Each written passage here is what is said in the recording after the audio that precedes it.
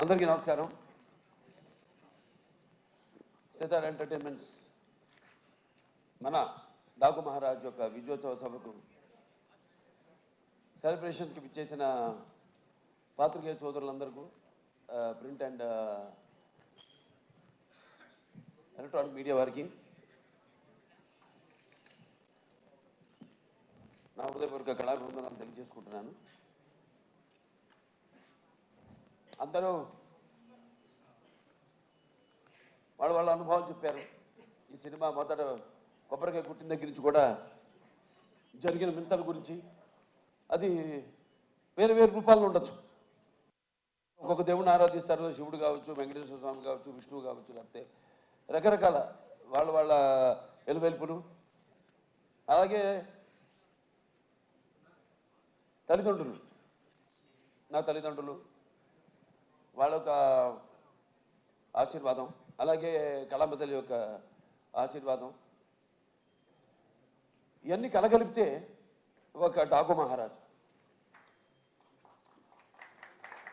ముఖ్యంగా ఎన్నో సినిమాలు చేశాను. సరే, దాంట్లో వరుసగా ఇది 4వ సినిమా విజయం సాధించింది. మొదటి సినిమా ఏమో ఒక పరీక్ష, అఖండ చేసేటప్పుడు అదేమో కరెక్ట్గా కోవిడ్ రావడం, ఆ కోవిడ్ టైంలో సాహసించే ధైర్యం చేసి సినిమాని విడుదల చేయడం, అఖండమైన విజయాన్ని సాధించడం అఖండ సినిమా. దాంతో అది సాధించడమే విజయం కాకుండా ఎన్నో ఇంకా ముందు తర్వాత ఎంతోమంది ధైర్యం చేసి సాహసించి వస్తారు, జనం చూస్తారు సినిమాల్ని అన్న ఒక ధైర్యంతో వాళ్ళ సినిమాలన్నీ ఆ తర్వాత తెలుగే కాకుండా అన్ని భాషల సినిమాలు కూడా వాళ్ళ సినిమాలను ధైర్యంగా విడుదల చేయడం జరిగింది. ప్రతిదీ ఒక ఛాలెంజ్. అయిపోయింది అఖండ, నెక్స్ట్ ఏమిటి అన్నప్పుడు ఒక వీరసింహారెడ్డి, అదైన తర్వాత సరే అది కూడా అయిపోయింది. అంటే ప్రతిదీ ఒక ఛాలెంజ్. అంటే పీక్స్కి వెళ్ళినప్పుడు ఎప్పుడు ఒక ఛాలెంజ్. నేను ఎప్పుడు అది ఛాలెంజ్గా తీసుకోను. ఎందుకంటే నాకు ప్రేక్షక దేవుళ్ళు వాళ్ళు ఇస్తున్న ప్రోత్సాహం అయితే ఏం కావాలి, అది ఒక ఫుడ్ విషయంలో కావచ్చు, లేకపోతే రకరకాల ఏమేమైతే ఉన్నాయో వాటిల్లో వాళ్ళు సర్వే చేసి, సో దాని తర్వాత వాటిని మార్కెట్లోకి తీసుకోవడం, ప్రమోట్ చేయడం. దాని తర్వాత అలాగే ఈ సినిమా కూడా, ఎందుకంటే ఈ సినిమా అనేది ఒక ఈ దినచర్య సతమవుతూ అన్న పానీయాలు అనే అవసరాలతో కూడా ఎంచుకున్నాడు. కాబట్టి ఆ సినిమా ఎలా ఉండాలి, ప్రేక్షకులు ఎటువంటి సినిమాని మనం అందించాలి అన్నది ఆలోచించుకోవలసిన విషయం. ఇండస్ట్రీలో నిర్మాతలు అయితేనేమి, దర్శకులు అయితేనేమి, లేకపోతే మా నటీనటులు అయితేనేమి. అటువంటిది దాని తర్వాత ఒక నెలకొండ భగవంత్ కేసరి అదైంది. దాని తర్వాత ఏమిటి అన్నది స్టార్ట్ అయినప్పుడు ఈ డాకు మహారాజ్ సినిమా అంటే కథ నీటి గురించి. అది చాలా చిన్న సమస్య కావచ్చు ఇప్పుడు మనం అనుకోవడానికి, కానీ సినిమా ద్వారా దాన్ని ప్రజల్లో అది ముందు భవిష్యత్తులో ఎలా ఈ నీటి కోసమే ప్రజలు కొట్టుకుతారు అన్నది వాళ్ళ అవగాహన రేకెత్తించిన సినిమా మన డాకు మహారాజ్. టైటిల్ దగ్గర నుంచి కూడా ఒక ఛాలెంజ్. ఏం టైటిల్ పెట్టాలి సినిమాకి అంశం ఎంచుకున్నప్పుడు, ఈ ఒక నీటి సమస్యలు ఎంచుకున్నప్పుడు ఎన్నో సామాజిక మెసేజెస్, అంటే ప్రజలకి సినిమా కేవలం వినోదం కాదు, వాళ్ళ ఒక ఆలోచన రేకెత్తించాలి అన్నది నా నాన్నగారి నుంచి కూడా నాకు వరకు అది వస్తున్న ఒక పరంపర. దాన్ని ఎలా మనం ఈ సినిమాలో దాని గురించి ఇవ్వాలి. నేను ఒక రాయలసీమ అంటే అతి తక్కువ వర్షపాతం ఉన్న ప్రాంతం, దేశంలోనే 2 అతి తక్కువ వర్షపాతం ఉన్న ప్రాంతం. ఆ జిల్లాలో హిందూపురం ఎమ్మెల్యే నేను. ఆ ప్రాంతం యొక్క నీటి సమస్య అంతా తెలుసు. నాన్నగారి ఒక మానసిక పుత్రికలు ఈ తెలుగు గంగ అయితేనేమి, హెచ్ఎన్ఎస్ఎస్ అయితేనేమి, లేకపోతే గాలేరు నగరి అయితేనేమి, ఇవన్నీ అవన్నీ తర్వాత ఎలా మళ్ళీ మనం పూర్తి చేసాం. తెలుగుదేశం అధికారంలో ఉన్నప్పుడు ఎలా, నేను ఎమ్మెల్యేగా ఉన్నప్పుడు అంతా రాసి పెట్టింది. నేను ఎప్పుడు ఎలాగైతే అన్నారు ఫస్ట్ టైం ఎంఎన్ బుక్ చేయడానికి ఆవిడ షిరిడీలో ఉంది, ఎవరు మన శ్రద్ధా శ్రీనాథ్, అలాగే ఈవిడేమో తిరుపతిలో ఉంది ప్రజ్ఞా జైస్వాల్. అలాగే ఈ నీటి సమస్య కరెక్ట్గా నేను ఎమ్మెల్యే అయినప్పుడే అది పూర్తి కావడం, నేను నా హిందూపురానికి నేను నీళ్లు ఇవ్వగలగడం. సో ఇదంతా అదంతా కాకతాళీయంగా యాదృచ్ఛికంగా జరిగింది. ఇప్పుడు ఆ నీటి సమస్య గురించి సినిమా తీయాలి అనే ఒక ఆలోచన వచ్చింది. దాన్ని ఎలా ప్రజెంట్ చేయాలి మనం అనుకున్నప్పుడు రాజస్థాన్ ఎక్కడైతే ఉంది, ఇక్కడ మన తెలుగు వాళ్ళు గొప్పతనం చాటుకుంటూ అక్కడ రాజస్థాన్లో కూడా మళ్ళీ మనం వాళ్ళు దుక్కు దున్ని నీరు పోసి నారు పెట్టి అలాగే కోత కోసి ఎలా చేయగలుగుతాం, అక్కడ కూడా మన ఒక ఇంజనీర్, ఒక సామాన్య ఇంజనీర్, ఒక తెలుగువాడు వెళ్ళి ఎలా చేయగలుగుతాడు. చేసాం మనం ఇక్కడ సృష్టికి ప్రతి సృష్టి చేసాం. ఎలాగైతే మన రాయలసీమ గురించి చెప్పాను, మన ఇది అవిభక్త ఆంధ్ర రాష్ట్రానికి 6 ముఖ్యమంత్రులు ఇచ్చింది రాయలసీమ అని. అది పెట్టుకుని మైండ్లో సమస్య చిన్నదే కావచ్చు, కానీ రాష్ట్రాలు వాళ్ళ నీళ్ళ కోసం కొట్టుకుంటున్నాయి. సరే, ఆ నేపథ్యంలో ఆ సినిమాని తీసుకోవడం, సెలెక్ట్ చేయడం, దాంట్లో పాత్రని ఎలా దాన్ని ఒక ఇంజనీర్ డాకుగా మారడం, అలా దాంతో మొదలయ్యాక సరే మీకు సినిమా గురించి ఈరోజు ఆ సినిమాని అఖండమైన విజయాన్ని మాకు అందించి ఇవాళ మా వెన్ను తట్టి ఇంకా మాకు ఎవరైతే మేము ఆకలితో ఉన్నామో ఒక సినిమా చేసి దాని ఒక ఫలితం కోసం రెయిన్బోల్డ్ కష్టపడి ఎలా ఉంటుంది ఆ సినిమా, దాని ఫలితం ఎలా ఉండబోతుంది అని ఎదురు చూస్తున్నామో, అటువంటి తరుణంలో ఇటువంటి అఖండమైన విజయాన్ని మాకు అందించినందుకు తెలుగు ప్రేక్షకులందరికీ నా హృదయపూర్వక కృతజ్ఞతాభివందన తెలియజేసుకుంటున్నాను. ఇంకా ముఖ్యంగా ఈ సినిమాలో ముందు మా దర్శకుల గురించి చెప్పాలి. బాబీ గారి గురించి అంటే ముత్యాలు ఎలా ఏటమూలుగా జారితే ఎంత అందంగా ఉంటాయి కనపడడానికి, అలా ఎంతో అందంగా ప్రతి నటుడి దగ్గర నుంచి కూడా హావభావాలను రాబట్టుకోగలిగాడు మా దర్శకుడు బాబీ. అలాగే బాబీ ఎలాంటి ఒక ప్రియుడిని ప్రేమించినట్టు నన్ను ప్రేమించేసి ఏది వదలకుండా ఎంతో సున్నితంగా ఎంతో నాలో అయిన నట విశ్వరూపాన్ని ఆవిష్కరింపజేసిన బాబీకి నా హృదయపూర్వక కృతజ్ఞతలు తెలియజేసుకుంటున్నాను. ఒక నమ్మకం, ఏదైనా ఒక నమ్మకం ఉంటాను. అంటే ఆయన చూడడానికి ఎంత స్టైలిష్గా ఉంటాడు ఆయన, అలాగే ఫస్ట్ హాఫ్లో కూడా నన్ను అంత స్టైలిష్గా చూపించాడు ఆయన బ్రహ్మాండంగా.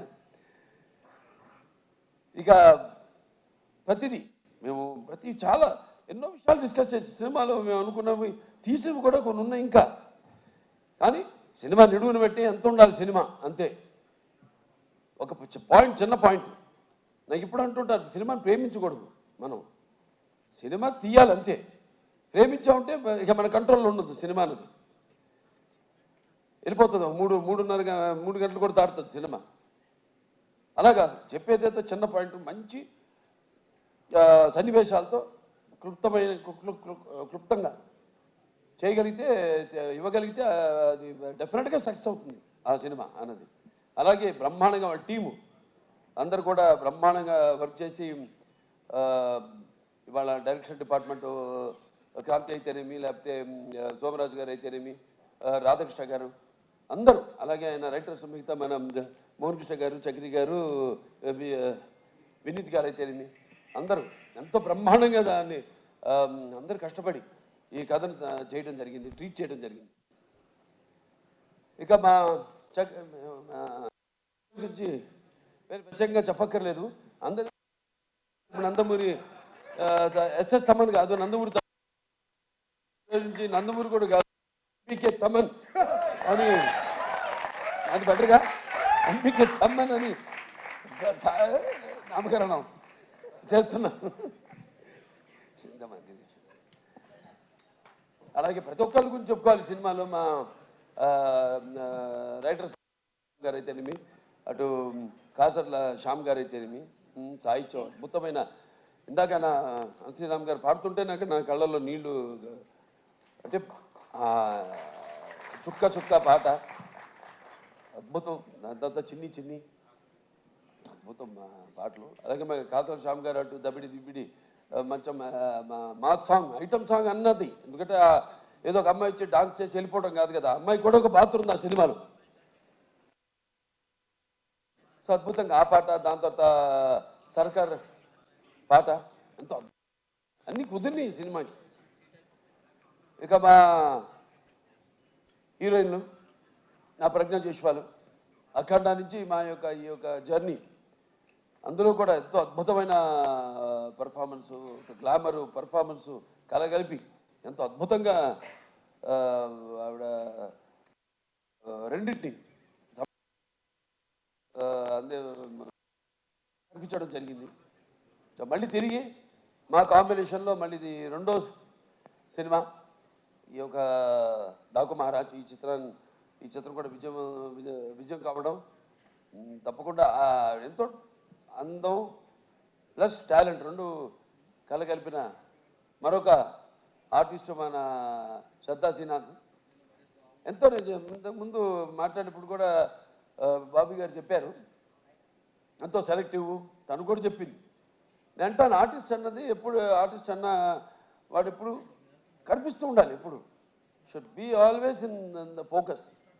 ఎప్పుడు ఎక్కువ అంటే ఆవిడ రియలైజ్ అయినట్టు సెయింగ్ దట్. ఇప్పుడు అంటుంది ఆవిడ, కాదు నేను ఇక్కడి నుంచి ఎక్కువ సినిమాలు నటిస్తాను నేను అంటే, మంచి సినిమాలే. ఎందుకంటే ఆవిడకున్న ఇమేజ్కి, ఆవిడకున్న టాలెంట్కి తగ్గట్టుగా ఆవిడకి పాత్రలు వస్తాయి. మరి నేను అన్నది ఏదో ఇందాక ప్రేమించకూడదు సినిమానని, కథ వరకు పాత్ర వరకు మాత్రం ఎప్పుడూ కనిపిస్తూ ఉండాలి. ఉంటేనే ఆర్టిస్ట్ని మర్చిపోరు, ఎప్పుడు ఆర్టిస్టు గుర్తుండిపోతారు. సో అద్భుతమైన మృదువైన పాత్రని ఎంతో అద్భుతంగా నటించిన శ్రద్ధా శ్రీనాథ్కి నా అభినందనలు తెలియజేసుకుంటున్నాను. ఇంకా మా చాలామంది ఫైట్ మాస్టర్ వెంకట్ మాస్టర్ గారు, అలాగే మా కెమెరామెన్ విజయ్ కార్తిక్ గారు, ఇక మా డాన్స్ మాస్టర్ శేఖర్ మాస్టర్ గారు అయితేనేమి, శివ మాస్టర్ గారు అయితేనేమి, అందరూ ఎంతో అద్భుతంగా వాళ్ళకి అప్పచెప్పిన వాళ్ళ పనులను ఎంతో 100కి 100 పాళ్ళు న్యాయం చేసి ఈ సినిమాలో ఏదైతే మా నిర్మాత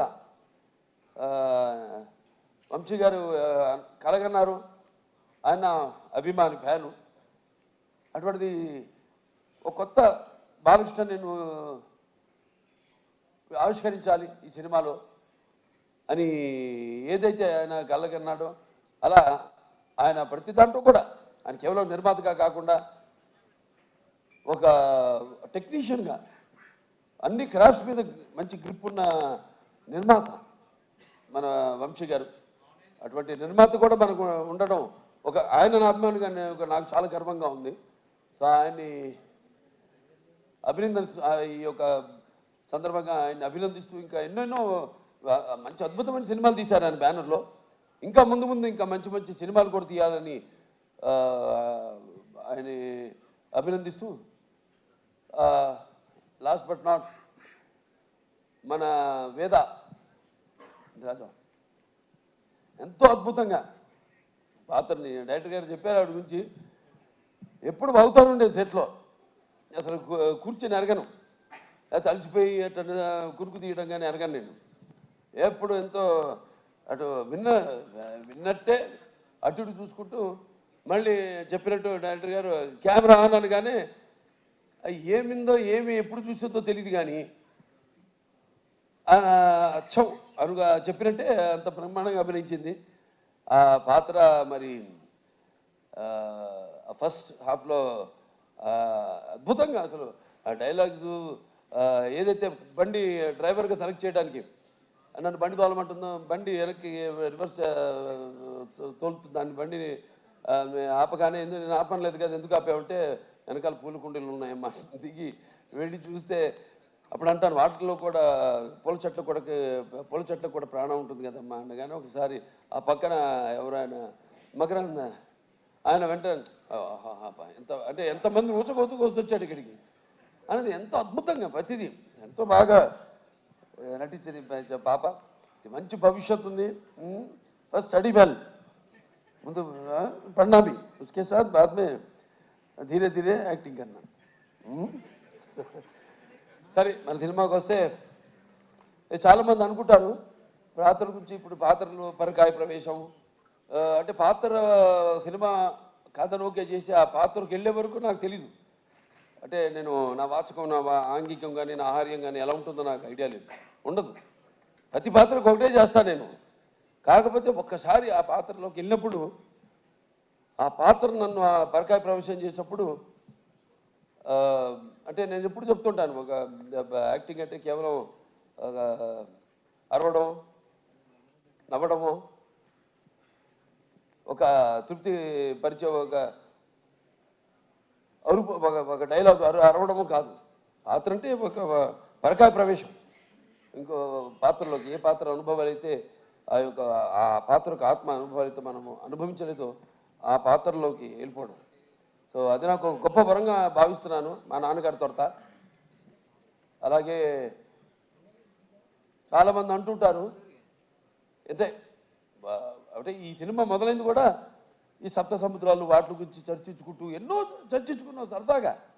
ఇక చర్చించుకోవడానికి ఉంది, సబ్జెక్ట్ ఇంత అనుకుంటాం, దాన్ని కుదిస్తామండి. నేను చెప్పిన 2.5 గంటలు అంటే మనకి ఎలా ఉన్నాయి, లవణ సముద్రం అయితేనేమి, ఇచ్చు సముద్రం అయితేనేమి, లేకపోతే సర్ప సముద్రం అయితేనేమి, నదీ సముద్రం అయితేనేమి, క్షర సముద్రం అయితేనేమి, లేకపోతే శుద్ధ సముద్రం అయితేనేమి, ఇలా మన దాంట్లో కూడా మన శరీరంలో కూడా 7 సముద్రాల నుంచి మొదలైంది. మన ప్రపంచంలో కూడా 7 సముద్రాలు ఉన్నాయి. ఎలా ఏం చేద్దాం, ఈ నీళ్ళ గురించి ఎన్నో డిస్కషన్స్ చేసాం. వాటర్ గురించి ఒక సీన్ కూడా తీసేసాం, నిడువు ఎక్కువైందని. దాంట్లో మన గురించి చెప్పుకుంటాం. ఏది కాటన్ ధర ఒక్కడే గోదావరి దగ్గర ధవళేశ్వరం ఆనకట్ట కట్టించాడు. అలాగే ఈ యొక్క ఏదైతే పట్టిసీమ ద్వారా సముద్రంలో వృధాగా కలిసిపోతున్న నీళ్లను మళ్లించి అతి తక్కువ వర్షపాతం ఉన్న ప్రాంతాలకి, కరువు కాటకాలు విలయతాండవాడుతున్న ప్రాంతాలకి నీళ్ళిచ్చిన చరిత్ర మంది అని ఇలా ఎన్నో అన్నీ అంటే ఒక మన తెలుగు గొప్పతనం. ఇవాళ ఇక్కడే కాదు, ఎక్కడికి వెళ్ళినా అంతా మన తెలుగు వాళ్ళు ఉన్నారు ప్రపంచంలో. అటు అమెరికా వెళ్ళినా, ఇటు ఆస్ట్రేలియా వెళ్ళినా. అందుకే ఈయన చెప్పినట్టు, తమన్ గారు చెప్పినట్టు, సినిమా అక్కడ అమెరికా అయితే, ఇటు ఆస్ట్రేలియా అయితేనేమి, ఇటు ఇంగ్లాండ్ అయితేనేమి, ఇటు అక్కడ ఆఫ్రికా అయితేనేమి, ఎక్కడెక్కడ మన ప్రవాస తెలుగు వాళ్ళు ఉన్నారో అక్కడ వాళ్ళే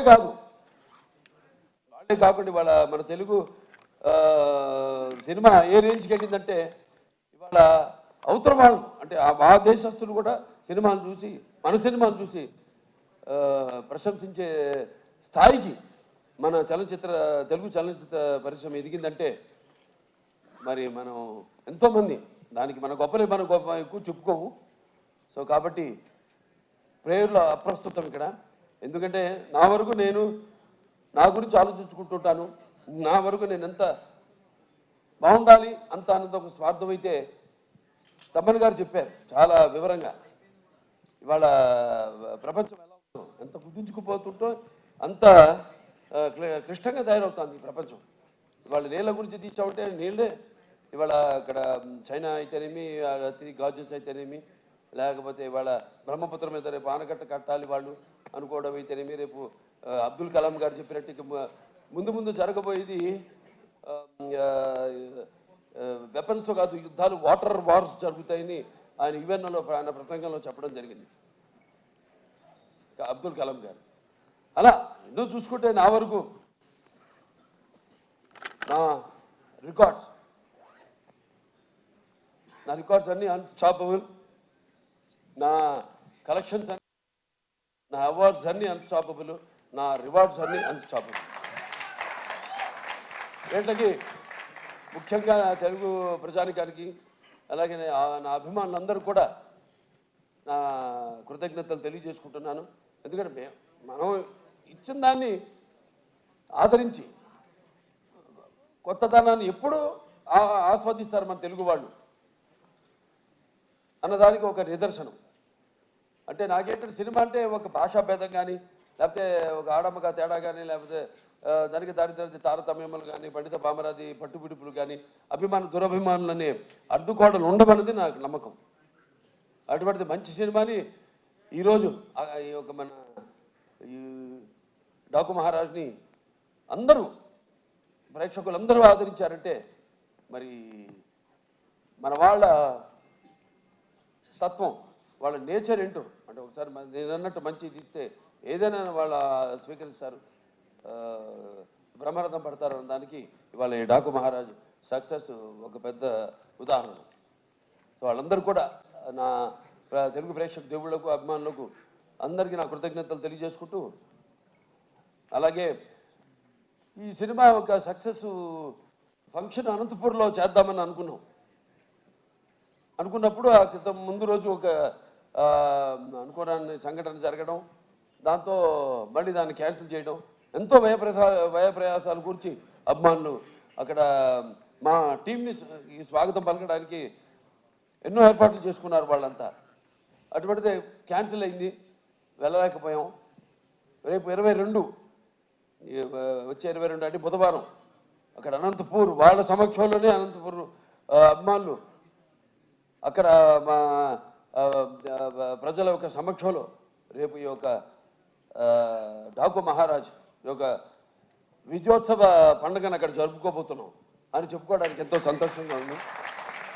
సో చాలా మరొకసారి అందరికీ నా ధన్యవాదాలు తెలియజేసుకుంటున్నాను. ఇక ముఖ్యంగా పాత్రికేయ సోదరులందరికీ, ప్రింట్ అండ్ ఎలక్ట్రానిక్ మీడియా వారందరూ కూడా ఒక మంచి సినిమాని ఇచ్చినందుకు మంచి రివ్యూస్ ఇచ్చి దాన్ని ప్రచారకర్తలుగా ఇప్పుడు ఏదైనా ఉంటుంది, ఒక ప్రభుత్వం ఒకటి అనుకుంటే దాన్ని మరి ప్రజల్లోకి తీసుకెళ్లేది ఎవరంటే కింద బ్యూరోక్రాట్స్, దాన్ని ఇన్కార్పొరేట్ చేయడం. అటువంటిది మంచి సినిమానికి మంచి రివ్యూస్ ఇచ్చి ప్రజల్లోకి తీసుకెళ్ళిన నా పాత్రికేయ సోదరులందరూ కూడా నా కృతజ్ఞతలు తెలియజేసుకుంటూ మరొకసారి అందరికీ టీం అంటే కార్ డ్రైవర్ నుంచి కూడా ప్రొడక్షన్ బాయ్ వరకు మాకు వంటలు వండి పెట్టిన వంటవాడి దగ్గర నుంచి కూడా ప్రతి ఒక్కరికి పేరు పేరున నా కృతజ్ఞతలు తెలియజేసుకుంటూ నేను సెలవు తీసుకుంటున్నాను.